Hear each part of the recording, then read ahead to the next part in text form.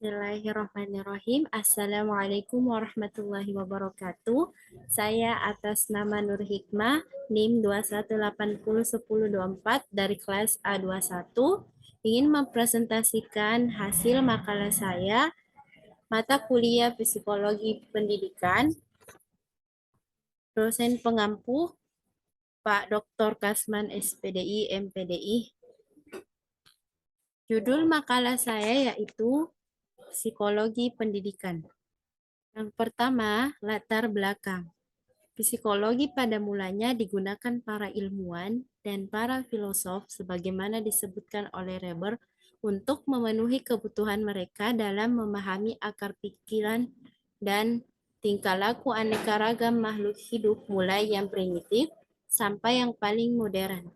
Namun ternyata tidak cocok lantaran menurut para ilmuwan dan filosof, psikologi memiliki batas-batas tertentu yang berada di luar kaidah keilmuan dan etika falsafi.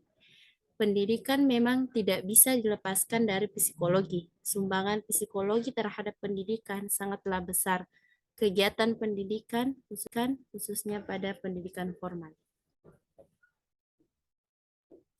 Adapun rumusan masalahnya yaitu yang pertama, apa yang dimaksud psikologi pendidikan?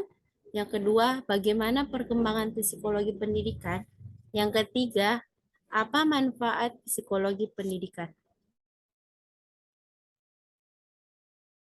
Pertama, definisi psikologi pendidikan. Psikologi berasal dari bahasa Yunani, psike yang artinya jiwa, dan logos yang artinya ilmu pengetahuan. Secara etimologi, menurut arti kata, psikologi artinya ilmu yang mempelajari tentang jiwa, baik mengenai macam-macam gejala, proses, maupun latar belakangnya. Pendidikan adalah interaksi antara pendidik dengan peserta didik. Secara umum, psikologi berorientasi pada tingkah laku manusia yang dimulai dari gejala-gejala, tindak tanduk, sampai dengan solusi yang dapat ditawarkan untuk persoalan psikologi manusia. Sedangkan pengertian pendidikan adalah interaksi antara pendidik dengan peserta didik.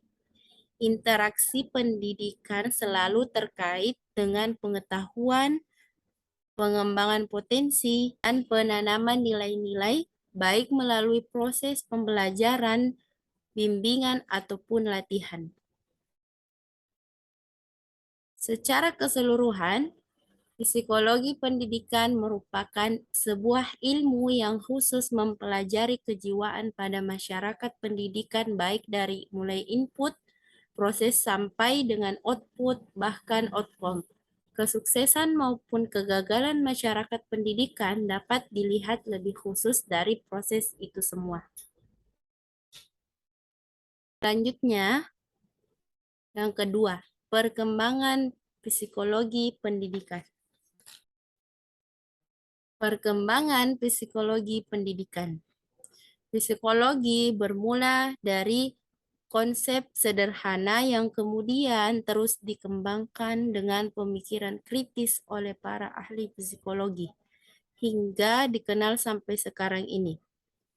Psikologi kemudian berkembang menjadi ilmu pengetahuan yang mempelajari tentang kejiwaan dan respons tingkah laku manusia dengan lingkungannya.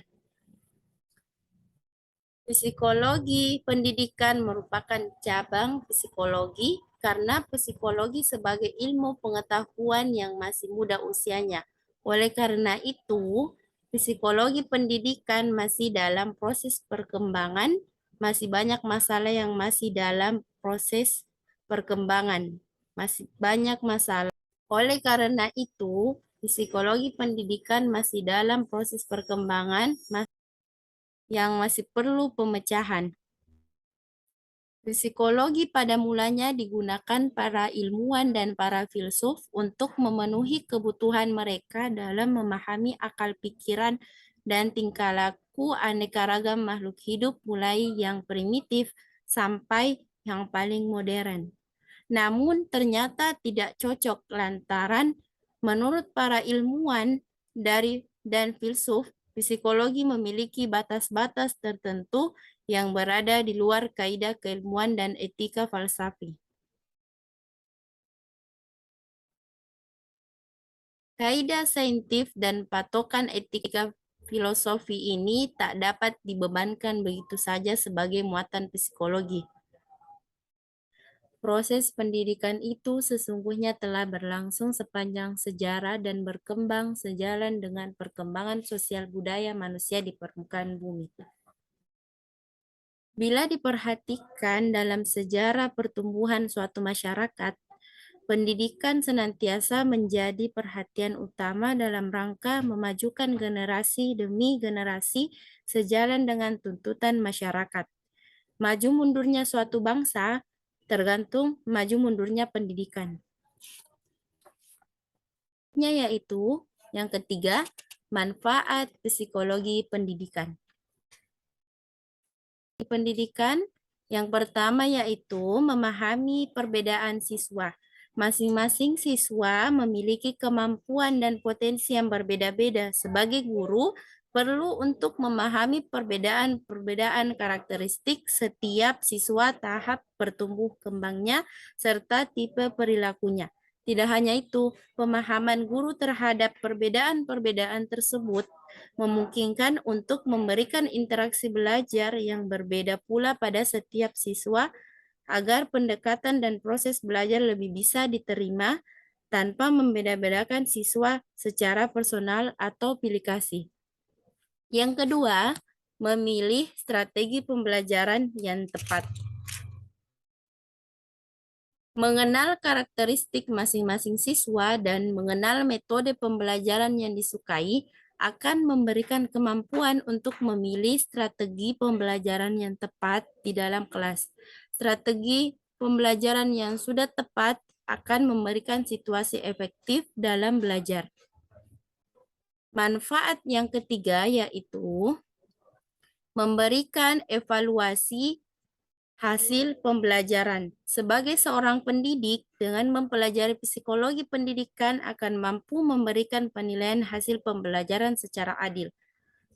Yang keempat, memberikan bimbingan pada siswa. Psikologi memberikan kemampuan kepada guru untuk menjadi seorang pembimbing bagi siswanya dengan pendekatan emosional dari hati ke hati untuk mendapatkan kepercayaan siswa.